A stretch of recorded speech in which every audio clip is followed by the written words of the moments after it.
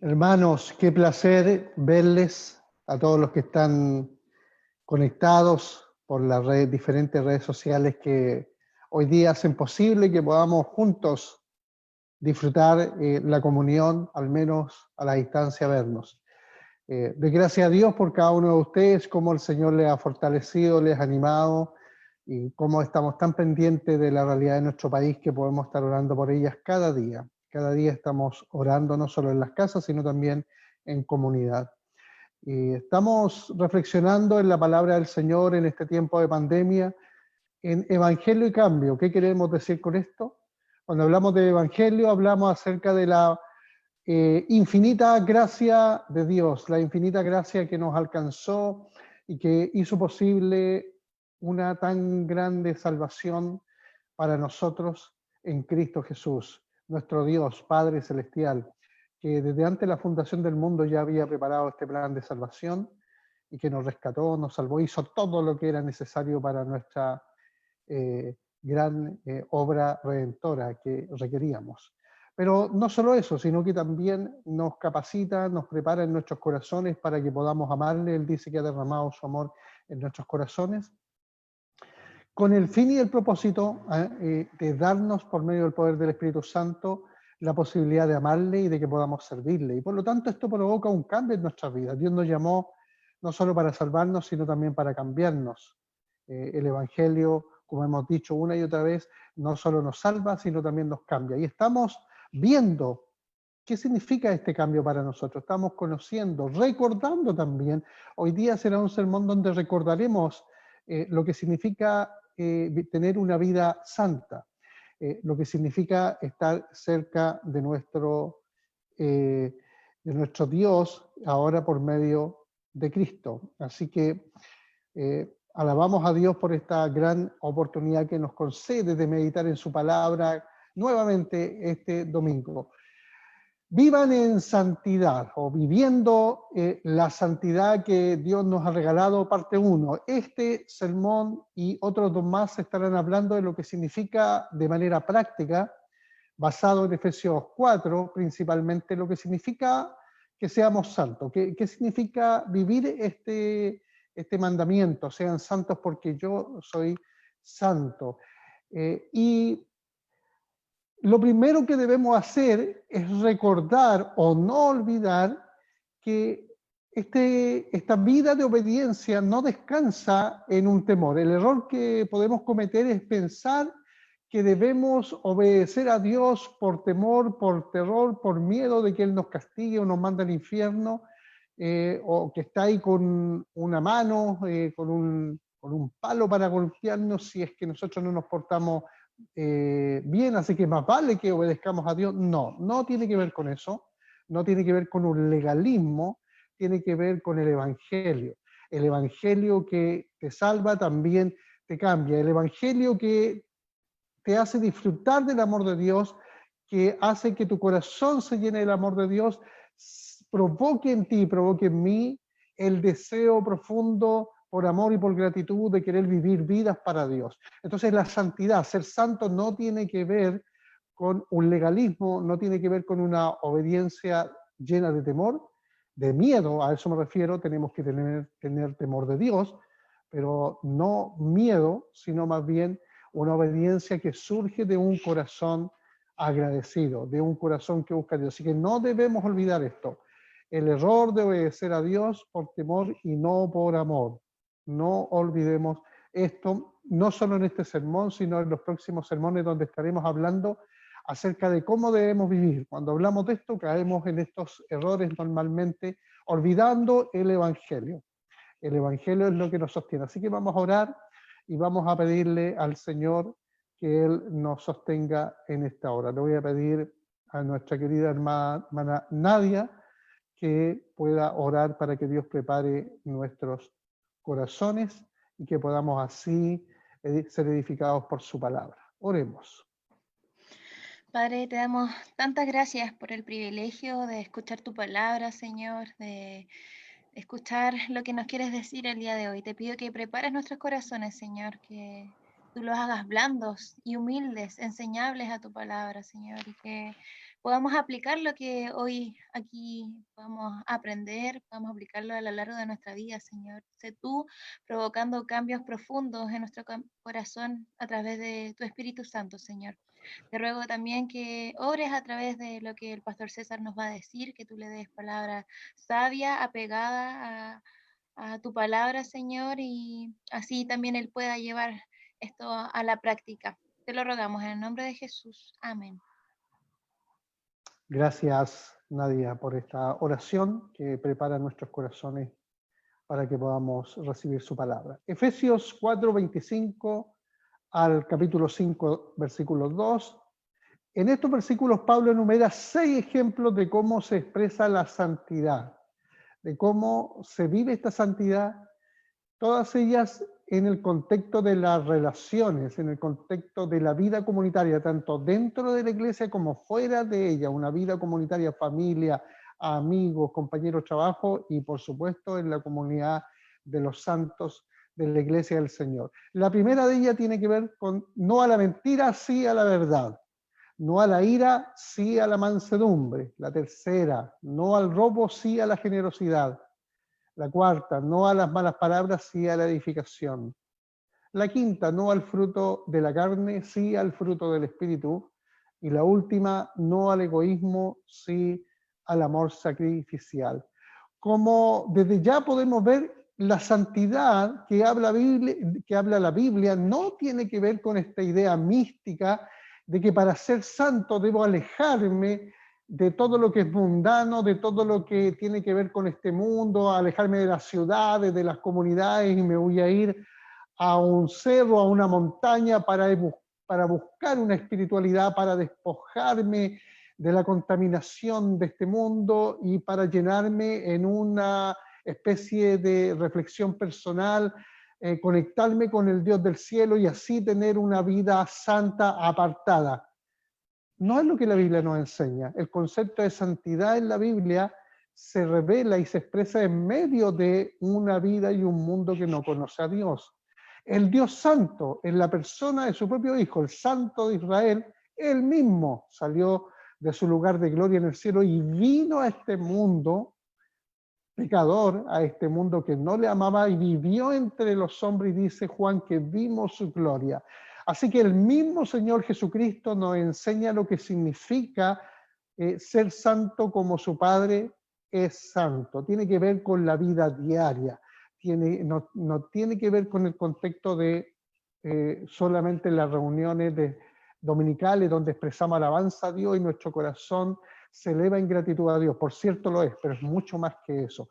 La santidad, por lo tanto, tiene que ver en las relaciones de la vida diaria. Hoy día, la parte 1 de Viviendo en Santidad tiene que ver en la santidad en medio de nuestras relaciones. ¿Cómo las vivimos? Y el apóstol Pablo en el capítulo 4 nos enseña lo siguiente.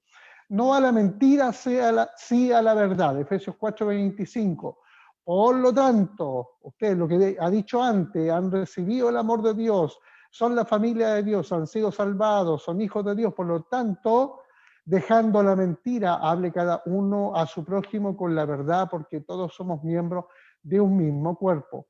El apóstol Pablo espera que la iglesia, a diferencia del mundo, los hijos de Dios, expresen la santidad diciendo la verdad, no diciendo mentiras. Y la verdad es que, ¿por qué mentimos? ¿Cuál es la razón de fondo en el corazón? ¿Cuál es la necesidad de mentir? Debido a nuestra pecaminosidad, nosotros buscamos la aprobación de los demás. Siempre está esto, la lucha del ser humano es buscar gloria, buscar significado fuera de Dios. Como no tiene comunión con Dios, que el único que le puede dar significado, llenar su corazón, el hombre tiene una profunda necesidad de buscar significado, de buscar ser relevante, de tener gloria propia, porque se ha alejado del único lugar que le puede llenar el alma y el corazón. Como hijos de Dios, nosotros no tenemos esta necesidad, no debemos buscar significado ni la aprobación de los demás. Y producto de esto, cuando olvidamos el Evangelio, cuando olvidamos que somos hijos de Dios, cuando olvidamos que Dios nos ha dado el mejor regalo que una persona podría tener, una comunión, una relación especial con Él, y que la persona más importante de todas, más gloriosa, nos ama, nos estima y nos ha adoptado como sus hijos, entonces la opinión de los demás no debiera importarnos, pero por causa de nuestro pecado sí nos importa. Y muchas veces mentimos agregándole cosas a la vida, agregándole cosas a la opinión de las personas sobre nosotros con el único fin de alcanzar su aprobación, su admiración.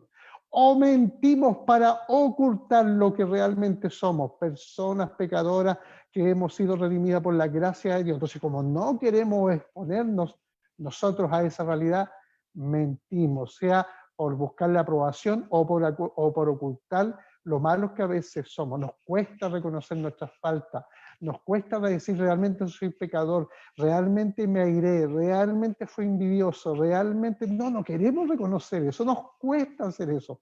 Realmente soy egoísta, me cuesta amar a los demás. Preferimos mentir, buscar excusas y argumentos para no hacerlo.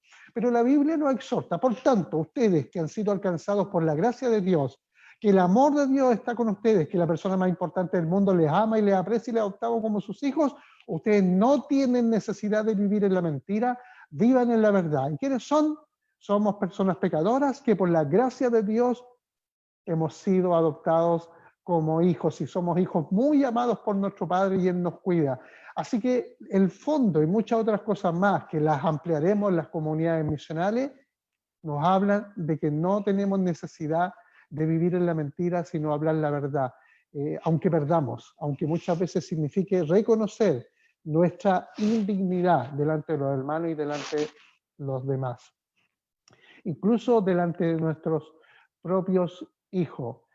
Mentir, queridos hermanos y amigos, se reduce al hecho de que queremos impresionar a los demás para que piensen bien de nosotros. Deseamos magnificarnos a los ojos de los demás. Quizás cambiamos la verdad u omitimos detalles relevantes para que alguien no piense mal de nosotros. Eso está detrás de la mentira, es decir, no querer mostrar realmente lo que somos. Nuestra relación entre nosotros como pueblo de Dios es real y vital. Cuando hablamos de la iglesia como el cuerpo de Cristo, no es solo una jerga o una imagen vacía. Tiene implicancias sobre cómo vivimos los detalles de nuestra vida. En este contexto debemos notar que las mentiras nos desconectan los unos de los otros, borran la confianza que es un elemento necesario de cualquier relación real. Somos una comunidad que vivimos con relaciones humanas de afecto y de amor y por lo tanto la mentira no puede estar en medio porque rompe las confianzas que debieran haber entre nosotros. Confiemos entonces en Dios y pidamos que Él nos libere de esto. ¿En qué situaciones te ves puesto a mentir? ¿Cuáles son las tentaciones más grandes? ¿Qué circunstancias generan en tu vida un contexto que te tientan a no decir la verdad, a omitir cosas? Es bueno reflexionar en esto y pedirle al Espíritu Santo que ilumine nuestros corazones para que seamos santos como Dios es santo. No te olvides, por causa de una mentira, nuestro Señor y Salvador Jesucristo fue llevado a la cruz. Hombres dieron mal testimonio de Él mintiendo, dijeron cosas que no eran ciertas. Y por medio de una mentira, Cristo fue a la cruz. Es bueno recordar que Cristo dijo la verdad siempre y que por decir la verdad, cuando le dijeron tú eres el Hijo del Altísimo, Él dijo yo soy. Tuvo la oportunidad de mentir para que no fuese a la cruz. Sin embargo, dijo la verdad. Por medio de esa verdad, tú y yo tenemos salvación. Así que como hijos amados, imitemos a nuestro Señor Jesucristo, porque Él, por medio de la verdad, fue a la cruz para salvarnos. ¿Qué significa una vida santa? Ser santo porque yo soy santo, Efesios 4, 26 al 27. No a la ira, sí a la mansedumbre. Si se enojan, no pequen. No permitan que el enojo le dure hasta la puesta del sol, ni den cabida al diablo. El llamado es a que seamos mansos. El mismo Señor dijo, aprendan de mí que soy manso y humilde de corazón.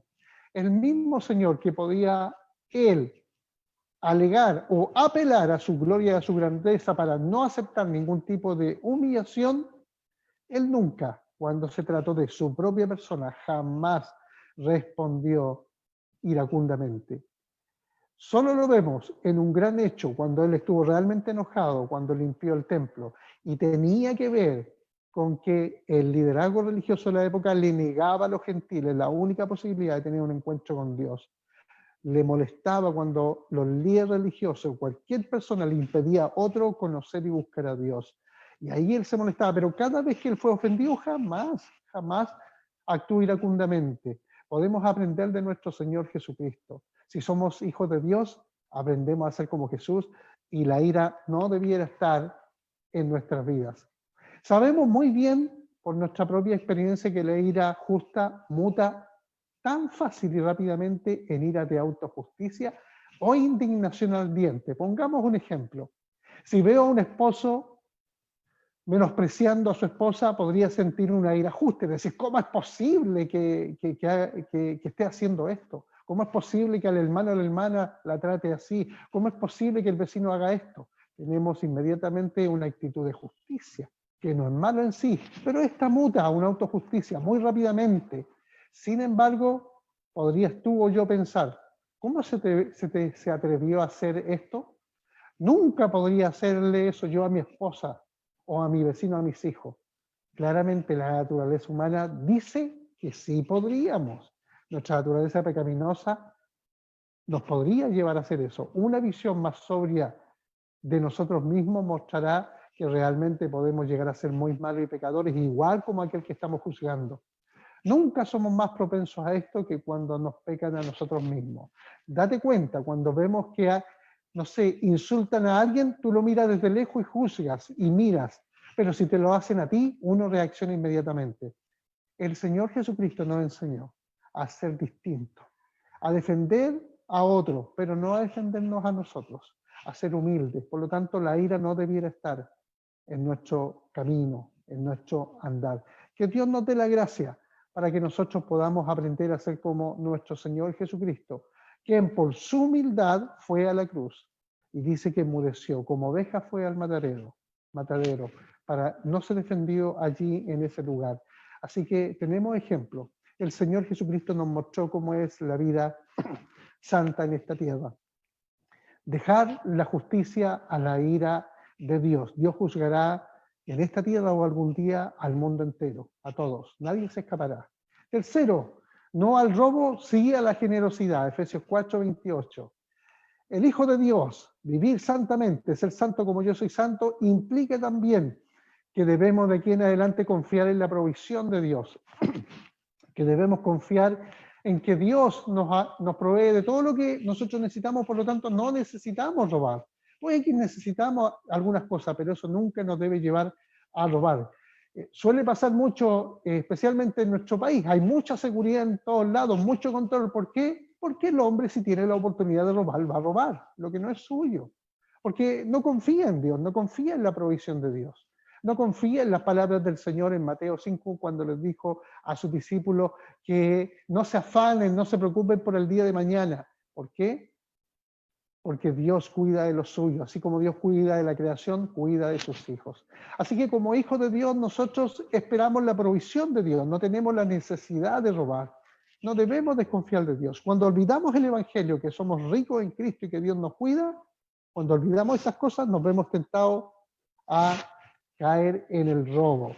Y lamentablemente muchos creyentes se ven expuestos y tentados a esto, pero como iglesia debemos vivir santamente para la gloria de Dios. El que robaba, no robe más, dice, sino que trabaje honradamente con las manos para compartir.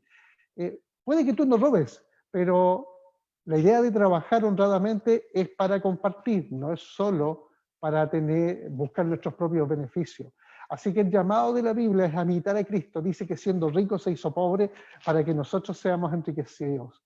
La pregunta entonces es, ¿le estás robando a los hombres? ¿Le estás robando a Dios? ¿Cómo es posible que digamos esto se le puede robar a Dios? Esta misma pregunta hizo Dios en Malaquías capítulo 3, que lo recordamos ahora. ¿Robará el hombre a Dios? Por supuesto que no, dirían todos. ¿Cómo le podemos robar a Dios? Y el Señor dice, ustedes me han robado en su diezmo y ofrenda. Así que hermanos queridos, cuando el dinero, cuando los bienes materiales de este mundo pasan a ser el centro de nuestro corazón, entonces podemos vernos tentados a robarle a los hombres o a robarle a Dios. Que Dios guarde nuestro corazón de aquello, de la ambición, de la avaricia. Aprendamos de nuestro Dios. Mira las conclusiones que podemos sacar de cómo ha sido Dios con nosotros. Dios se caracteriza por su abrumadora generosidad. La santidad incluye ser como Él, en su compromiso con el bienestar de los demás. Una vez más, nuestra identidad afecta nuestro comportamiento. Quienes somos determina lo que hacemos. Somos hijos santos, vivimos santamente. Somos hijos de nuestro Dios generoso, somos generosos con los demás. Ser santo significa que nuestra responsabilidad mutua es fundamental, no opcional, la preocupación de los unos con los otros. Si reconocemos adecuadamente quiénes somos y para qué hemos sido creados, estaremos motivados para relacionarnos generosamente.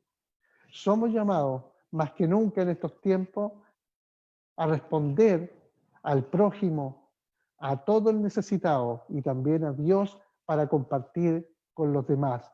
Seamos generosos, hermanos, como Dios es generoso. Ser santos como Dios es santo significa tener el carácter de Dios. Que Dios nos guarde. ¿Cómo está nuestra vida? ¿Cómo estás usando tus recursos? ¿Cómo estás comportándote en tu trabajo? Que Dios nos ayude para que nos libre de robarle a los hombres y de robarle a Él mismo, sino que seamos hijos que confiamos en la bondad de Dios, porque detrás del robo está la idea de que voy a padecer, no puedo ser feliz y no puedo tener significado y tengo dudas de que pueda cubrir mis necesidades, olvidando el Evangelio de Dios, que nos dio lo más importante, lo más grandioso, su propio Hijo, para salvarnos. No tenemos necesidad de hacer esto. Ese es el consejo del apóstol Pablo a la iglesia y también es el consejo del apóstol Pablo por medio de su palabra para nosotros hoy día, que es viva y eficaz y llega a nuestro corazón. Cuarto, no a las malas palabras, sí a la edificación. ¿Te das cuenta cómo ser santo tiene que ver con la manera en que vivimos en el diario vivir, momento a momento? Efesios 4, 29 al 30 dice: eviten toda conversación obscena, por el contrario, que sus palabras contribuyan a la necesaria edificación y sean de bendición para quienes escuchan.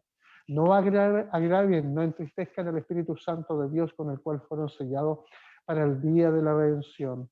Cada vez que olvidamos estas cosas, cada vez que tú y yo escucho la palabra de Dios y entra por un oído y sale por el otro, es decir, nuestro corazón se endurece, escucho, pero me hago, como decimos un buen chileno, el tonto. Es que en otras palabras nos hacemos los tontos a nosotros mismos, porque nuestro corazón se endurece y Dios no pierde. Dios no pierde. Dios no necesita de nosotros, no necesita de nuestra adoración. La merece, pero no la necesita. Dios en sí mismo es pleno, es feliz, Él es la felicidad misma. Hermanos queridos, somos llamados a usar bien nuestra boca. Santiago lo dice: de una llave no pueden salir agua amarga y agua dulce, no pueden. Si nuestro corazón ha recibido el Espíritu de Dios, el amor de Dios y la palabra de Dios habita en abundancia en nuestros corazones, las palabras tienen que salir de edificación, no palabras de ironía, no palabras de juicio ni de condenación. No usar las circunstancias para herir a los demás, para recriminarles su pecado y su maldad, para ponernos nosotros como superiores a ellos. La verdad se habla en amor. El propósito dice que es la edificación. Habemos palabras para edificar, para llevar al prójimo, al hermano, al arrepentimiento a fin de que se vuelva a Dios. Cuando hacemos esto y las personas perciben que no nos estamos poniendo como superiores a ellos, sino que en verdad queremos sacarlos del error y que la motivación es el amor, las personas se dan cuenta de que no estamos buscando juzgarles, sino que realmente buscamos edificarles. Así que no solo tiene que ver con decir malas palabras, que no debieran estar en nuestro vocabulario, sino también hablar palabras que edifiquen, que consuelen, que animen, que den esperanza a las personas. Y que no nos resistamos a la obra del Espíritu Santo. No permitamos que el orgullo nos domine y le digamos no a la palabra de Dios. Y no endurezcamos. No permitamos que el Espíritu Santo que habita en nosotros lo resistamos y que llegue tristeza a su corazón. Por el contrario, como hijos de Dios, somos llamados a dejarnos y entregarnos en las manos del Espíritu Santo para que Él haga su obra en nosotros. Desear el cambio. Por lo tanto, hermanos queridos, la santidad, como te das cuenta, transforma nuestras conversaciones también, para que otros sean el objeto de nuestra preocupación. Damos forma a nuestra conversación para tener en cuenta las necesidades de los demás, para que podamos alentarlos y ser un medio de gracia para ellos. Nuestras palabras no deben ser ásperas, no deben ser agresivas, deben ser palabras de amor. La verdad por sí misma lleva el poder de transformar los corazones cuando son dichas en amor. Aprendamos de nuestro Padre Celestial.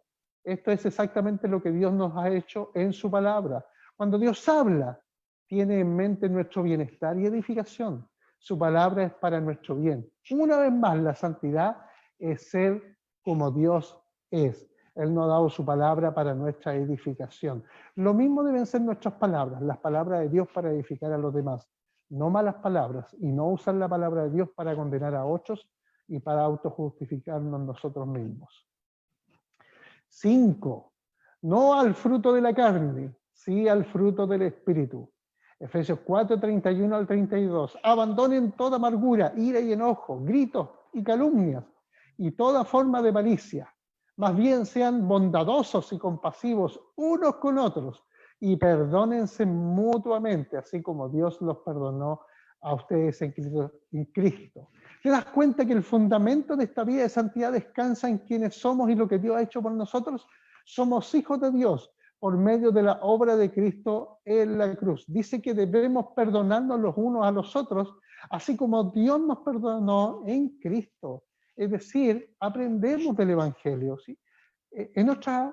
Dicho de otra manera, vivir una vida de santidad es mirar cómo vivió nuestro Señor Jesucristo y seguir sus pasos.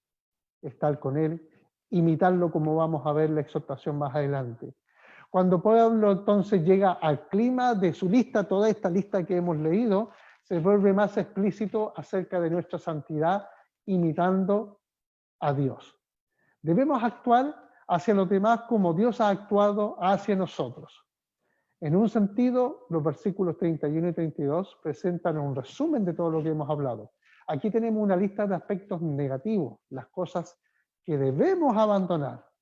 Estas cosas pertenecen al viejo hombre, caracterizan un mundo que no conoce a Dios, individuos desconectados que viven principalmente para sí mismos y para el tiempo presente.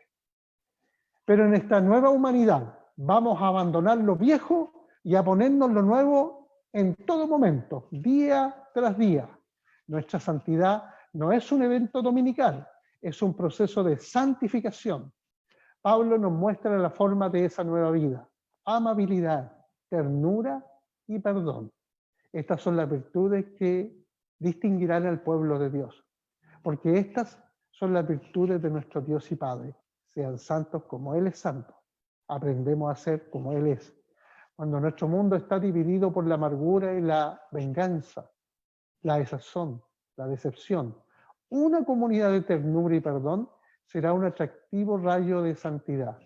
Lamentablemente sabemos lo que es dejar que estas palabras no sean más que principios que suenan bien.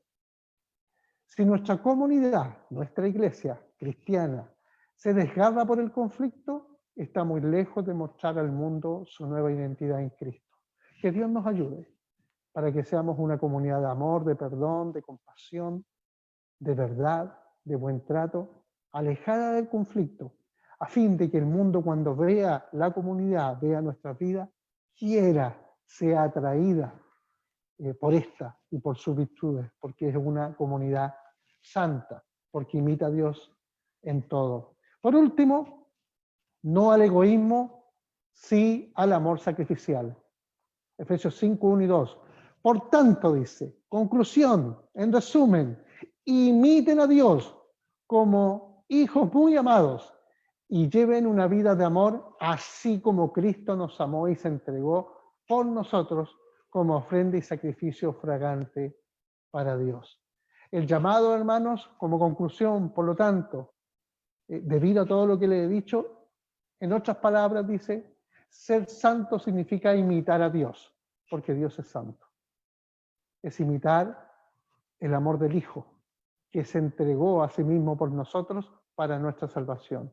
Significa entregarnos por los demás, no al egoísmo, sí al servicio sacrificial por la esposa, por los hijos, por el esposo, por la iglesia, por la comunidad, por el vecino, por todos, a fin de mostrar el amor de Cristo. ¿Por qué? Porque eso hizo Cristo por nosotros al venir a este mundo y morir en la cruz.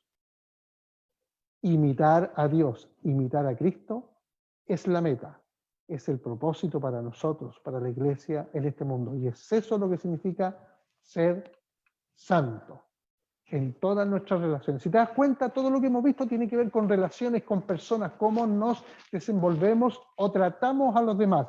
Por eso que la vía en santidad de este sermón, esta primera parte, es las relaciones. Sean santos, porque yo soy santo en medio de las relaciones. Todo lo que hemos visto tiene que ver con otras personas, tiene que ver cómo nos comportamos y tratamos a los demás. Completamos nuestra encuesta de vida santa con un recordatorio de por qué debemos vivir de esta manera. No buscamos vivir una vida santa para ganar nuestra salvación, ni de alguna manera ganar puntos que aseguren el favor de Dios. La santidad no es un logro que podamos mostrar a otros con arrogancia, es un estilo de vida para el cual Dios nos hizo. Sean santos porque yo soy santo. Es porque Dios nos ha adoptado como hijos amados que podemos parecernos a Él. Él es santo y es por eso que nosotros somos santos. Es sobre la base del sacrificio de Cristo que podemos venir a Dios y ser transformados por Él. Nuestro sacrificio personal es una respuesta al suyo, no algo para ganar la salvación o el favor de Dios, porque eso Cristo lo logró por nosotros muriendo en la cruz. Así que esta santidad vivida en las relaciones es una respuesta de amor. No es para ganar algo, sino es para responder en amor y en gratitud, como Dios lo ha hecho por nosotros. Concluyendo, Efesios 4 nos proporciona un magnífico retrato de las relaciones santas. Está pintado en la galería de la vida, en el quehacer diario, en lugar de una vida separada o aislada. Es decir, no necesitamos irnos a un lugar para buscar la santidad, alejarnos del mundo. Más bien se da en la vida diaria. La visión que Pablo nos presenta no es un sueño dorado, más bien detalla los contornos de la vida compartida de la nueva humanidad de Dios, es decir, la iglesia. Esta visión debería inspirarnos y atraernos para convertirnos en lo que somos. Y deberíamos atraer a los que están afuera, que ellos miren a la iglesia y por la forma en que se aman y que viven santamente, deseen participar, deseen llegar y sean atraídos por la maravillosa vida santa de la iglesia, el pueblo de Dios. Finalizando, vuelvo al esquema que dije. En Efesios 4 al 5, Pablo enumera 6 ejemplos de cómo se expresa la santidad, todos ellos en el contexto de las relaciones. Pregunta: ¿en qué necesitas crecer? ¿En qué necesitas reflejar una vida santa? No a la mentira, sí a la verdad, no a la ira, sí a la mansedumbre, no al robo, sí a la generosidad, no a las malas palabras, sí a la edificación, no al fruto de la carne, sí al fruto del espíritu, no al egoísmo, sí al amor sacrificial. ¿En cuál de todos estos necesitas crecer? Te invito a orar. Te invito a que sinceramente abras tu corazón delante de Dios y le digas: Padre, en estas áreas necesito de tu ayuda. Déjame decirte que aunque has fallado en una o en todas, ánimo, hay esperanza para ti, hay esperanza para mí, porque gracias a aquel que dijo la verdad, a aquel que fue manso, a aquel que fue generoso, a aquel que dijo palabras de edificación, a aquel que nos dio su espíritu y a aquel que no fue egoísta y se sacrificó, nuestro Señor Jesucristo, que cumplió todas estas cosas, es que Dios no te condena. Si tú y yo nos arrepentimos, tenemos el perdón de Dios y Dios nos transforma para su gloria.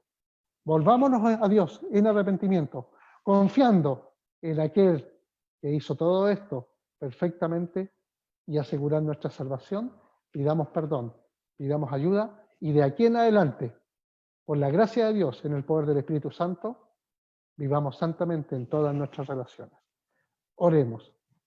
Nadia, puedes orar para que Dios nos dé la gracia de volvernos a Él y que podamos aprender a seguir los pasos de aquel que nos amó y se entregó por nosotros en la cruz, nuestro Señor Jesucristo, el Santo de Israel.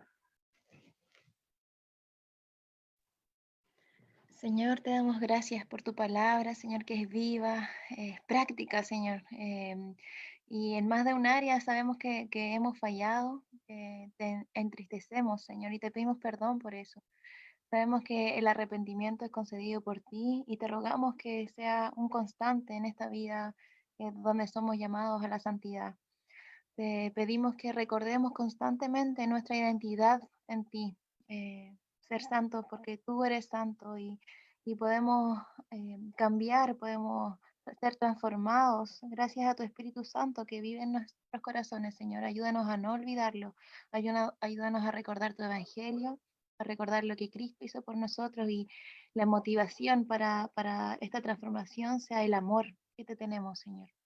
Ayúdanos, Padre, para que otros puedan ver lo que tú haces en las vidas, Señor. Eres un Dios real, un Dios poderoso, que nos transforma completamente. Ayúdanos a vivir conforme a esta nueva identidad como hijos amados, Señor. Día a día, la lucha es diaria, pero sabemos que tú ya triunfaste en la cruz por nosotros. Gracias, Señor. Gracias por transformarnos a la imagen de Jesucristo. Sabemos que esta transformación va a ser completa cuando Jesucristo venga a rescatarnos, Señor, venga a buscarnos, así que tenemos una esperanza segura en ti. Gracias, Padre, por tu palabra, por estar hoy día en comunidad escuchándola, Señor, y ser transformados como comunidad también, Padre. Te damos gracias en el nombre de Jesús. Amén.